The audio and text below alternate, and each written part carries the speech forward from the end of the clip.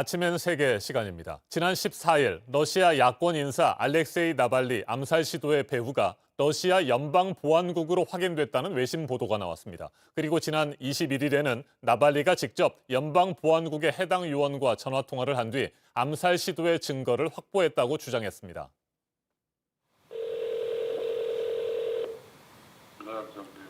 알렉세이 나발리가 누군가와 전화 통화를 시도합니다. 미국 CNN 방송과 영국 탐사보도 전문 매체 벨링캣이 나발리 암살 시도의 배후가 러시아 연방보안국 독극물팀이고 요원들의 신원도 확인했다고 보도한 이후 나발리가 직접 사건의 전모를 밝히겠다며 나선 겁니다. 나발리는 자신의 신분을 러시아 정부 고위 간부로 위장했습니다. 독극물팀 요원에게 전화를 걸어서 암살 작전이 왜 실패했는지 상부에 보고해야 한다고 속였습니다. 그리고 요원으로부터 독극물을 속옷에 묻히는 방식을 사용했다는 등의 증언을 확보했다고 밝혔습니다. 나발리의 주장 직접 들어보시겠습니다. Остается главный аргумент. Хотели бы отравить, отравили бы. А об этом нам никто не может рассказать, кроме самих убийц. Так вот, они нам и рассказали. Вернее, один из них. Так или иначе, 푸틴 대통령은 나발리의 주장이 나온 지 하루 만인 지난 22일 대통령을 지낸 인사와 그 가족에게 평생 면책 특권을 부여하는 법안에 서명한 것으로 알려졌습니다. 지난 17일 송년 기자회견에서는 나발리가 미국 정보 당국과 결탁을 했기 때문에 러시아 연방보안국이 그를 감시해온 것은 당연한 일이라고 말했습니다. 하지만 나발리의 암살 시도 의혹에 대해서는 부인했습니다. 정말 죽이려고 했다면 죽였을 것이라는 말도 했습니다. 들어보시겠습니다. Но это совсем не значит, что его травить нужно. Кому он нужен-то? Понимаете? Если бы хотели, наверное, довели бы до конца. А так жена ко мне обратилась, я тут же дал команду выпустить его на лечение в Германию. Ну вот в эту же секунду.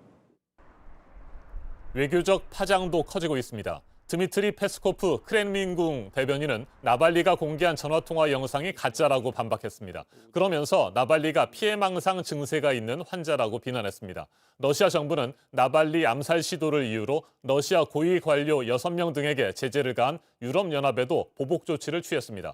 독일과 프랑스, 스웨덴 대사를 초치하고 독일 정부 관계자 입국도 금지한다고 밝혔습니다. 나발리 암살 시도 의혹을 둘러싼 진실 공방과 그 파장, 러시아 전문가와 좀 더 자세하게 짚어보겠습니다. 이신욱 동아대 국제전문대학원 교수 전화로 연결됐습니다. 교수님, 안녕하십니까? 네, 안녕하세요. 네, CNN을 비롯한 서방 언론들과 나발리 본인이 암살 시도 배후를 잇따라 폭로했습니다. 러시아 내부의 여론은 지금 어떤지 궁금하고요.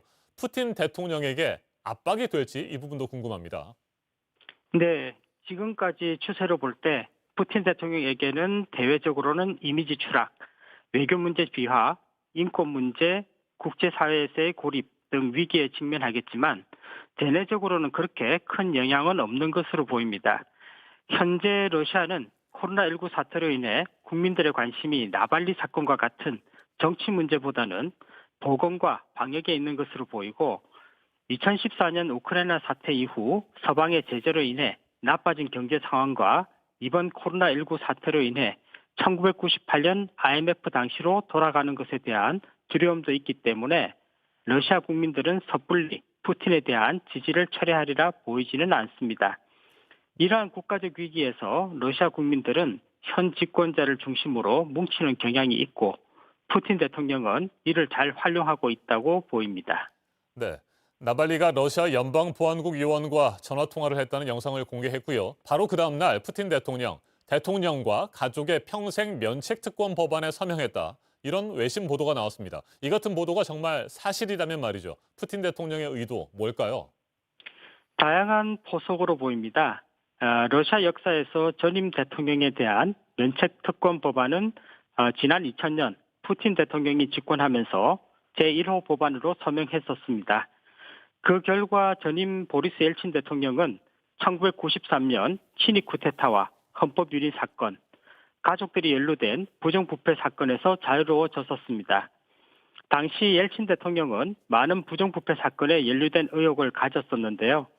재임 시 행했던 모든 행위를 면책받음으로써 엘친 대통령에게는 편안한 노후를, 푸틴 대통령은 든든한 후원자를 가지는 효과를 얻었습니다.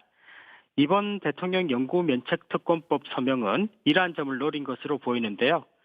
푸틴 대통령은 사상 초유의 자신에 대한 면책특권 법안에 서명하여 혹시 모를 자신들의 정적들, 특히 나발리 사건과 같은 혐의가 드러나고 있는 사건들에 대한 검찰의 수사를 미연에 방지하고 지난 7월 개헌을 통해 2024년 차기 대선 출마를 준비 중인 것으로 보입니다. 네, 러시아 정부는 나발리 암살 시도의 배후가 푸틴 대통령이라는 서방 국가들의 주장에 강하게 반박하고 있습니다. 그러면서 맞대응을 하고 있지 않습니까? 외교적 파장 앞으로도 계속 커질 것 같은데 어떻게 생각하세요? 네, 이번 나발리 사건이 수면 위로 드러나면서 러시아와 푸틴 대통령의 국제적 입지는 상당 부분 실추될 것으로 보입니다. 2005년 당시 방사능 홍차 사건으로 영국과 러시아가 냉전에 준하는 관계 악화가 있었던 것으로 볼 때 현재 나발리가 망명 중인 독일과의 관계도 한층 더 어려움에 직면할 것으로 보입니다. 동독 출신 현 메르켈 독일 총리는 젊은 시절 공산 치하를 경험했고 스탈린식 국가 테러리즘을 누구보다도 거부하는 정치인이기 때문입니다. 아마도 독일은 EU 차원에서 공동 대응을 할 것으로 보이고 EU는 나발리 사건에 대한 진상조사, 러시아에 대한 외교관 추방, 경제 제재 등 다양한 형태로 러시아에 대한 제재를 검토할 것으로 보이지만 그 범위는 아주 제한적일 것으로 생각됩니다. 코로나19 사태로 EU도 상당한 피해를 입고 있어 현 단계에서 러시아에 대한 강력한 제재는 어렵기 때문입니다. 알겠습니다. 이신욱 동아대 국제전문대학원 교수였습니다. 나발리와 CNN 등 서방 언론들은 암살 시도와 관련해 아직까지도 밝혀야 할 의혹들이 많이 남아있다고 주장하고 있습니다. 관련 폭로가 앞으로도 이어질 경우 러시아 당국과의 진실 공방은 더욱 치열해질 것으로 보입니다. 지금까지 아침 현수였습니다.